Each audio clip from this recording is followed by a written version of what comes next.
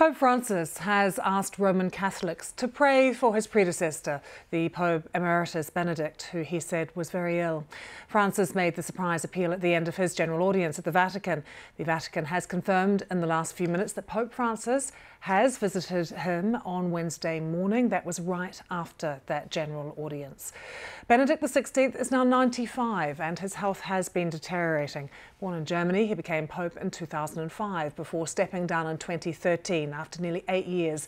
He cited a lack of strength of mind and body due to his age. He became the first Pope in some 600 years to resign, which was quite a moment. Let's discuss all of this with senior correspondent for the Catholic News Agency, Hannah Brockhouse, who joins us now live from Rome. Hannah, we seem to be getting little bits of information every few hours or so. What is the latest that you understand at how Pope Benedict is?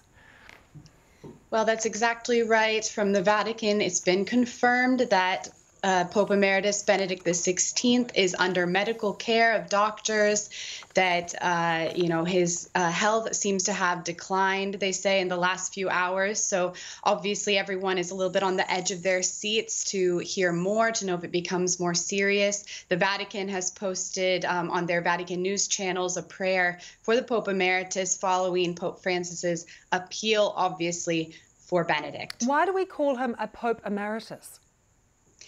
Well, because he resigned at the time of that, that is kind of what people started to call him. In the Catholic Church, we have the concept of a bishop emeritus. So when a bishop retires, when he resigns, he becomes the bishop emeritus.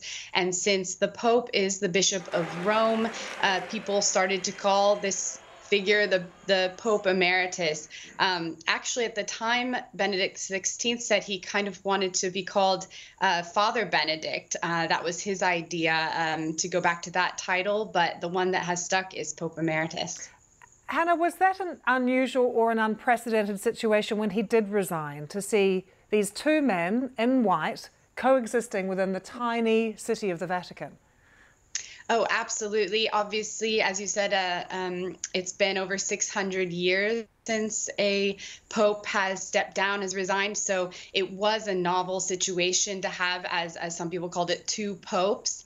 And I think you see that Benedict XVI, the way that he embraced that role is how Pope Francis has described him, as someone who is there silently supporting the church. There hasn't been a lot of public news from him during the course of these now 9 years, almost 10 years, that he has resigned. Occasional news, occasional messages, but that he has been silently praying for the church kind of from behind the scenes. He has written a lot, though, 60 books in his lifetime. He's given the odd interview as well.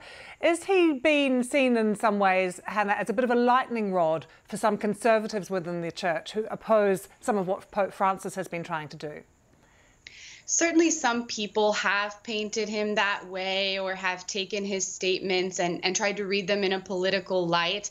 Obviously, the same happens with Pope Francis, so I don't find it too surprising that you'll see the same kind of dynamic and commentary around Benedict XVI. He, of course, has always